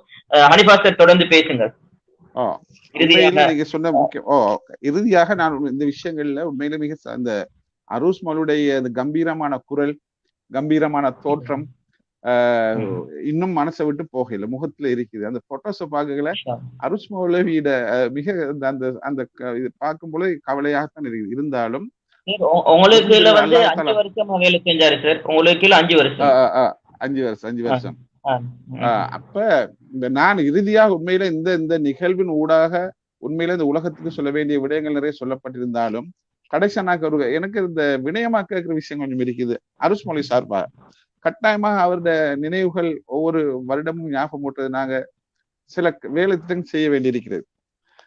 இந்த செப்டம்பர் 6ஆம் தேதி அரூஸ் மௌலவி உண்மையிலேயே எங்களை விட்டு போன இது சம்பவங்கள் உண்மையில நாங்க பல விஷயங்களை செய்தது போல அவர் ஞாபகார்த்தமாக நாங்க பாடசாலைக்கு அவர் லைப்ரரி விஷயங்களை மிக மும்முரமாக ஈடுபடுவார். அவர் வீட்டளவு லைப்ரரி ஒன்று கட்டிக்கிறார். வீட்டடியில கட்டின லைப்ரரியை ஆரம்ப கட்டத்தில் நான் போக்குற சொல்ல, சார் இந்த லைப்ரரிக்கு வந்து பாருங்க சார், நீங்க இந்த லைப்ரரிக்கு அடிக்கடி வரணும். அப்படி லைப்ரரியோட மிக நெருக்கமா இருந்த ஒரு மனுஷர். நான் இரவு இந்த நிகழ்ச்சியை தயாரிக்க போல மனசு நினைச்சேன், அந்த லைப்ரரிக்கு அரூஸ் நந்தவனம் ஒரு பேர் வச்சா கூட நல்ல போல இருக்குது. இது ஏண்டா அந்த அவருக்காக வேண்டி ஞாபகம் மூட்டிக்கொண்டே இருக்க வேண்டியதுக்காக வேண்டி பாடசாலையில ஒரு லைப்ரரி இருக்குது, வீட்டுல ஒரு அந்த ஊர்ல ஒன்று இருக்குது. அது மட்டுமல்ல ஹனிஃபா சார், அது மட்டுமல்ல மர்ஹூம் அரூஸ் சம்பந்தமாக ஏதாவது கட்டுரை போட்டிகள், கவிதை போட்டிகள், கிராத் போட்டிகள், எக்ஸ்ட்ரா கரிக்குலம் எத்தனை இருக்கின்றது. இப்போதுதான் உங்களுக்கு டிஜிட்டல் மீடியா, அதாவது சோசியல் மீடியாக்களில் ஏதாவது விடயத்தை செய்யலாம். மதுரங்குழி மீடியா நான் நினைக்கின்றேன் ரிசான் அவர்கள் இதற்கு அதிகமாக துணைப்பு. நல்ல சிந்தனையாளர் ஷேக் ஃபஸ்லுல் ஃபாரிஸ் நலீம் இருக்கின்றார். அது மட்டுமல்லாமல் எங்களுடைய அஸ்ஹர் இருக்கின்றார். நீங்கள் எல்லாம் ஒன்றாக சேர்ந்து ஷேக் மர்ஹூம் அரூஸ் மௌலவி அவர்களுக்காக நீங்கள் ஏதாவது ஒன்றை செய்ய வேண்டும். அது சதக்கத்துல் ஜாரியாவாக இருக்கலாம், இல்லை என்று சொன்னால் ஏனைய விடயங்களாக இருக்கலாம். ஹனிஃபா சார் அப்படித்தானே? உண்மையில எங்களுக்கு கல்விக்காக வேண்டிய அவர் கல்விக்காக வேண்டி சில நேரங்களில் சில இடங்களை நான் பாக்குறேன்னா சில உலமாக்கள் உண்மையிலே இந்த பள்ளியோட மிக அன்பு காட்டுறவங்க இந்த கல்வி விஷயத்துல சில நேரங்களில் சிலர் அந்த அந்த அதுக்கு ஒரு அழுத்தம் கொடுக்க மாட்டாங்க. இவர் 2 விஷயத்தையுமே கொண்டு போனதுனால அரூஸ் மௌலை ஞாபகார்த்தமாக ஒரு நிதியம், அரூஸ் மௌலியுடைய பேரில் ஒரு நிதியம் கூட, கல்வி சகாய நிதியமா ஒரு நிதியம் கூட உருவாக்கி இப்ப நாங்க அது கொண்டு வர வேண்டிய வேலைகள் இருக்குது. உண்மையில நான் நினைக்கிறேன் இந்த இப்ப இப்படி ஒரு வாய்ப்பின் மூலமாக உலகத்துக்கு இந்த தகவல் கொடுக்கறது மட்டுமல்ல, இன்ஷா அல்லாஹ் ஏற்கனவே ஃபாரிஸ் நலிமி சொன்னது போல அவர் ஒரு விருட்சமாக வாழ்ந்து விருட்சம் விழுந்துட்டு, ஆனா அது விதைகள் இப்பொழுது முளைக்கப்பட்டு அந்த இந்த விதைகள் மூலமாக பல அரூஸ்கள் உருவாகிறதுக்கு வாய்ப்பு இருக்கு. ஆனால் உருவாக்கப்பட வேண்டும் என்ற விஷயம் ஒன்று இருக்குது. ஆகவே அல்லாஹ் தாலா அவருடைய அந்த மீசான் ஹசனாத்துடைய நன்மைகளை அதிகரிக்க செய்து இருலோக வாழ்க்கையில உலக வாழ்க்கையை முடித்துட்டார். மறுமை வாழ்வை ஜன்னத்துல் ஃபிர்தௌஸ்ல அவருடைய வாழ்க்கையை அமைக்கிறதுக்கு அல்லாஹ் அருள் என்று வேண்டி விடைபெறுகிறேன். ஜஸாக்குமுல்லாஹ் கைரன். ஜஸாக்கல்லாஹ் ஹனீஃபா சார். இறுதியாக உற்ற தோழன் உற்ற நண்பர் கஃபூரியாவிலே ஒன்றாக கல்வி கற்ற எம்எச்எம் இர்ஷாத் மரைக்கார், பழைய மாணவர் கஃபூரியா அரபிக் கலாசாலை, நீண்ட நாட்கள் ஷேக் இர்ஷாத் ஹனீஃபா அவர்களோடு காலத்தை கழித்திருப்பார் என்று நினைக்கின்றேன். இறுதியாக நீங்கள் என்ன கூற விரும்புகின்றீர்கள்? உண்மையிலே இறுதியாக சொல்வதாக இருந்தால், அவரோடு நீண்ட காலம் இருந்தாலும் கூட நான் ஒரு சகோதரனை போல் தான் என்னோட அவர் பழகிக்கிறார். இந்த உறவுட ரீதியாக குடும்ப ரீதியாகவும் அவர் எனக்கு முறையில ஒரு தம்பி இருந்தாலும் அவரோடு குடும்பத்தோடு மட்டும் நின்று விடாம அவரோட நான் இருக்கிற காலப்பகுதியில அவரை கொண்டு சேர்த்திருந்தேன். அவரோட சேர்ந்து 4 பேரை.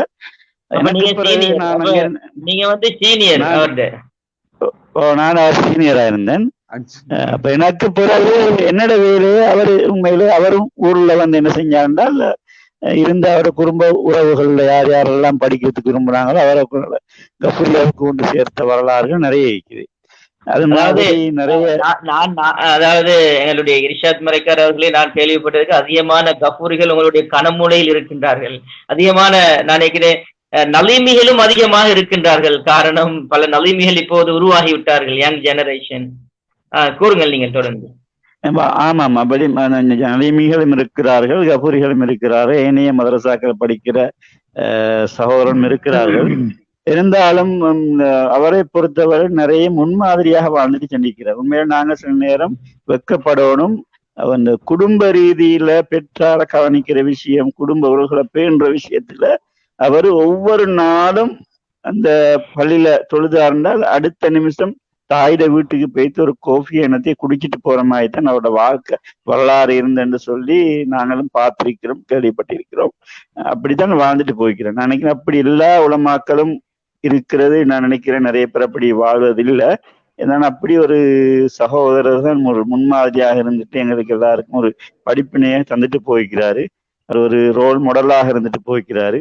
ஏன்னா அவருடைய பண்புகளையும் நற்குணங்களையும் நாங்க எங்களோட வாழ்க்கையில் எடுத்துக்கொள்ளணும்னு சொல்லி நான் எங்களோட ஊர் மக்களுக்கோ அல்லது கேட்கிற வாசகர்களுக்கு உறவுகளுக்கு நாங்க அதை செய்தியாக சொல்லணும். ஒரு பெற்றோரோட, ஒரு தாயோட, ஒரு குடும்பத்தோட எப்படி அவர் உறவுகளை பேணினாரோ அதே உறவுகளை நாங்கள் பேணுறதுக்கு அல்லாஹ் தஆலா எங்களுக்கு வாய்ப்புகள் அளிக்கணும்னு நாங்க துஆ செஞ்சு கொள்ளும். ஜஸாக்கல்லாஹ் கைரன். ஆலவிருட்சமாய் 1000 மலர்கள் தூவி செப்டம்பர் மாதம் 5ஆம் தேதி எம் மண்ணை விட்டு மறைந்திருக்கின்ற அந்த எங்களுடைய இந்த சகோதரன் இன்று புனிதமான அந்த கபருடைய வாழ்க்கையிலே நிம்மதியாக எங்களுடைய துஆக்கள் மூலம் வாழ்ந்து கொண்டிருப்பார். நிச்சயமாக நாங்கள் ஆசைப்படுவது நாளை மறுமையிலே ஒரே குறையின் கீழ், ஒரே குடையின் கீழ் ஹவுதுல் கௌதர் நீர் தடாகத்திலே ஹனீஃபா சார், எங்களுடைய இர்ஷாத் ஹனீஃபா, ஃபஸ்லுல் ஃபாரிஸ், ஷேக் ரிஸ்வி கான் அவர்களும் மீண்டும் அந்த முகத்தை, மலர் கொஞ்சும் அந்த முகத்தை நாங்கள் பார்க்க வேண்டும். ஷேக் மர்ஹூம் அரூஸ் அவர்களுடைய முகத்தை. யா அல்லாஹ், அல்லாஹும்ம ஃகிர் லஹு வர்ஹம்ஹு என்று நாங்கள் பிரார்த்தித்துக் கொள்கின்றோம். அந்த நீண்ட துஆவை சுருக்கமாக பிரார்த்தித்துக் கொள்கின்றோம். யா அல்லாஹ், அரூஸ் மர்ஹூம் அரூஸ் அவர்கள் இந்த சமூகத்திற்கு செய்த அந்த கல்வி வரலாறாக இருக்கலாம், ஏனைய மனிதாபிமான ஹியூமனிட்டி ரிலீஃபாக இருக்கலாம், இவற்றையெல்லாம் ஏற்றுக்கொள் இறைவா. காரணம், உடம்புகள் புல்லரிக்கின்றது. ஒரு மனிதர் வாழ்ந்தால் இவ்வாறு வாழ்ந்துவிட்டு மரணிக்க வேண்டும். இதுதான் அந்த சொர்க்கத்தின் வாசனை என்று உங்களை போன்ற மூத்தவர்கள் புகழுகின்ற அளவுக்கு சிறுவர்கள் இதனை ஒரு பாடமாக, ஒரு மோட்டிவேஷனாக இதனை எடுத்துக்கொள்ள வேண்டும். அத்தோடு ஒரு ரிக்வெஸ்டை உங்களுக்கு விட்டிருக்கின்றார்கள். இந்த 4 பேரும் ஷேக் மர்ஹூம் அரூஸ் அவர்கள் சம்பந்தமாக ஏதாவது ஒலி நாடாக்கள், கட்டுரைகள், இல்லை என்று சொன்னால் அரிதான புகைப்படங்கள், போட்டோஸில் இருந்தால் எங்களுடைய ஷேக் ஃபஸ்லுல் ஃபாரிஸ் நலீமி அவர்களிடமோ, ஹனிஃபா சார் அவர்களிடமோ, இர்ஷாத் ஹனிஃபா சார் அவர்களிடமோ, ஷேக் ரிஸ்வி கான் அவர்களிடமோ நீங்கள் தயவு செய்து ஒப்படையுங்கள். இவற்றை டாக்குமெண்ட்ரியாக காப்பகத்தில் இன்ஷா அல்லாஹ் வைக்கப்பட்டு பல அரூஸ்கள் உருவாக்கப்பட வேண்டும். காரணம், மனிதாபிமானம் இந்த உங்களுடைய ஊரிலே, அதாவது கனமூலையிலே வளர்க்கப்பட வேண்டும். மனித மிருகங்கள் இந்த உலகத்திலே இந்த முஸ்லிம்களை கண்டு பாய்கின்ற இந்த காலகட்டத்திலே நாங்கள் வாழ்ந்து கொண்டிருக்கின்றோம். அப்படி என்று சொன்னால் பல வேலைப்பணிகளுக்கு மத்தியிலே மதுரங்குழி மீடியா சார்பாக எங்களோடு இன்று இணைந்து கொண்ட நல்ல கல்விமான்கள், நல்ல சிந்தனையாளர்கள், உங்களால் இயலும் இன்ஷா அல்லாஹ் இந்த ஊரினுடைய எதிர்கால நல்ல திட்டங்களுக்கு பல அரூஸ்களை, பல மர்ஹூம் அரூஸ்களை உருவாக்க முடியும். ஹனிஃபா சேராலும், ஷேக் இர்ஷாத் ஹனிஃபாவாலும், நல்ல சிந்தனையாளர் ஷேக் எம்எல்ஏயும் ஃபஸ்லுல் ஃபாரிஸ், ஷேக் ரிஸ்வி கான் அல் அஸரிலே படித்தவர், ஹனிஃபா முன்னாள் பிரதி அதிபர், அதுபோல் கொத்தாந்தீவு முஸ்லிம் மகா வித்தியாலயம், அஷேக் எம்எச்எம் இர்ஷாத் மரைக்கார் கஃபூரி மதனி பழைய மாணவர், கஃபூரி அரபு கலாசாலை, நல்ல சிந்தனையாளர், நல்ல பல விடயங்களை சமூகத்திற்கு என்றும் எழுத்து மூலமாக இன்றும் கற்பித்துக் கொண்டிருக்கக்கூடிய, நான் மதிக்கின்ற, அதுபோல் இணையோரை மதிப்பேன், இன்றும் எனது உள்ளத்திலும் இருக்கின்ற ஷேக் எம்எல்ஏயும் ஃபஸ்லுல் ஃபாரிஸ் நலீமி அவர்களுக்கும், மறுமுனையிலே நாடு விட்டு நாடு சென்று உங்களுடைய ஊருக்கு பெருமை சேர்த்த அல் அஸரி பல்கலைக்கழகத்தின் மூத்த மாணவர் BM ரிஸ்வி கான், அகில இலங்கை ஜம்இய்யத்துல் உலமா புத்தளம் அக்கரை பற்றி நிறைவேற்று குழு உறுப்பினர், 4 மனமார்ந்த உள்ளத்தால் வருகின்ற நன்றிகளை மாலையாக தூவி விடுகின்றேன். இன்ஷா அல்லாஹ் உங்களுடைய துஆக்களில் எங்களையும் சேர்த்துக் கொள்ளுங்கள். அன்புள்ள உறவுகளே, ஜஸாக்குமுல்லாஹ் ஹைரன். நினைவலைகளில் ஓய்வொன்று உழைத்த இறை ஊழியன் அஷேக் SM அரூஸ் கஃபூரி ரஹிமஹுல்லா அவர்களை யா அல்லாஹ் ஏற்றுக்கொள்வாயாக. அன்னாருடைய பாவங்களை யா அல்லாஹ் ஏற்றுக்கொள்வாயாக. பர்ஸகுடைய வாழ்க்கையிலே அன்னாரை நல்ல செங்கம்பலத்தோடு யா அல்லாஹ் போற்றி அவரை சூரலோகத்திலே அந்த எடுத்துச் செல்வாயாக. சூரலோகத்திலே அவரை கூட்டிச் செல்வாயாக யா அல்லாஹ். நாளை மறுமையிலே ஹவுதுல் கௌதர் நீர் தடாகத்திலே நாங்கள் எல்லாம் ஒன்று சேர்ந்து ஒரே தடாகத்திலே நீர் அருந்தக்கூடிய பாக்கியத்தையும் அந்த சகோதரனுடைய புன்னகையோடு இன்ஷா அல்லாஹ் இந்த நிகழ்ச்சியை இத்தோடு முற்றுப்பெற வைக்கின்றோம். மற்றும் ஒரு நிகழ்ச்சியில் உங்கள் அனைவரையும் சந்திக்கின்றோம். அஸ்ஸலாமு அலைக்கும் வரஹ்மத்துல்லாஹி வபரகாத்துஹு. ஜஸாக்கல்லாஹ் ஹைரன். அன்புள்ள நேயர்களே, வலைக்கும் அஸ்ஸலாம் வரஹ்மத்துல்லாஹி வபரகாத்துஹு. ஜஸாக்குமுல்லாஹ் ஹைர். வலைக்கும் அஸ்ஸலாம்.